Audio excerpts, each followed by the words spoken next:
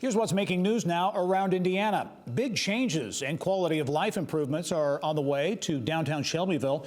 The city unveiling a major redevelopment project that features green space, increased parking, housing, and infrastructure for public entertainment and community events. Those upgrades will also improve walkability, decrease truck traffic downtown, and includes plans to revitalize shops and restaurants. City officials say there have already been a number of projects announced that will be located downtown in support of that redevelopment.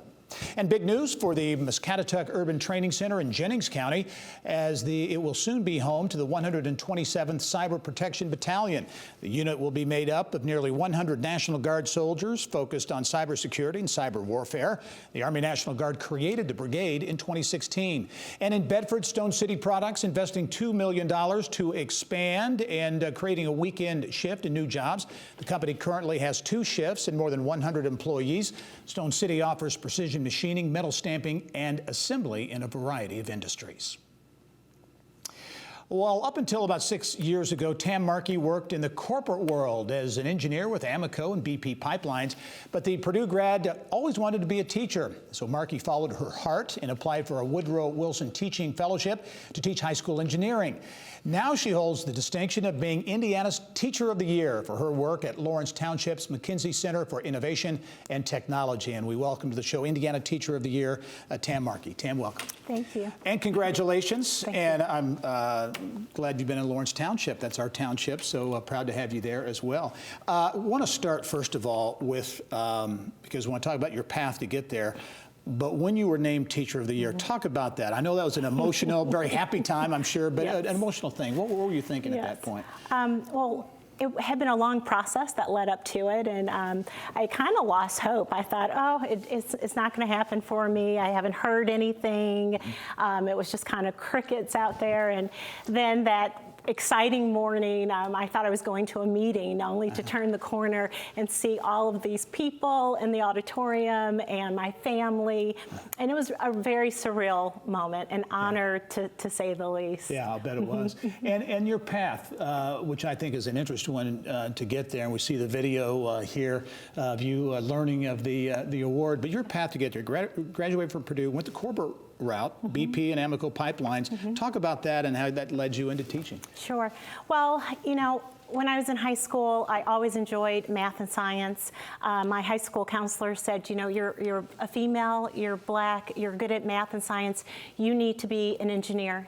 And at the time I was living in Idaho Falls, Idaho, with a very heavy presence of engineering through the Idaho Nuclear Engineering Laboratory. So I wanted to get back to the Midwest, so off to Purdue. I went to study engineering and graduated and had a wonderful position with Amoco Oil and then BP Pipelines, but it just wasn't fulfilling. I truly always wanted to be a teacher. I just wasn't encouraged to pursue that passion. And so through the years, I looked at Teach for America and some other transitional programs, and it just wasn't quite right.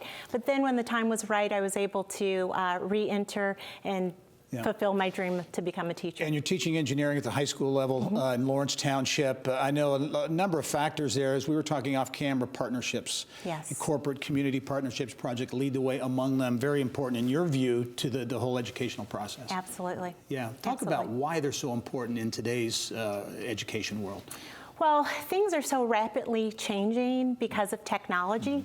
We find ourselves in a position that we are preparing students for careers that don't even have names yet. So what we focus on are transferable skills, 21st century skills, collaboration, critical thinking, problem solving, and it is critical to have community partners to help have a level of relevancy of what we're trying to teach, allowing experiential learning to take place in the classroom.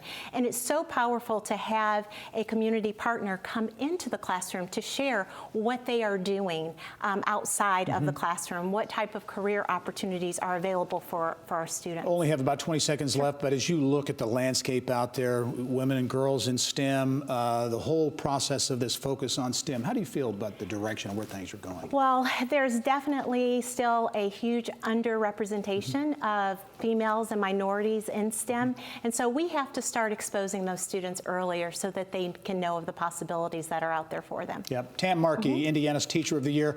Thanks for being here. Congratulations, pleasure. too, and best wishes going forward. Thank you so much.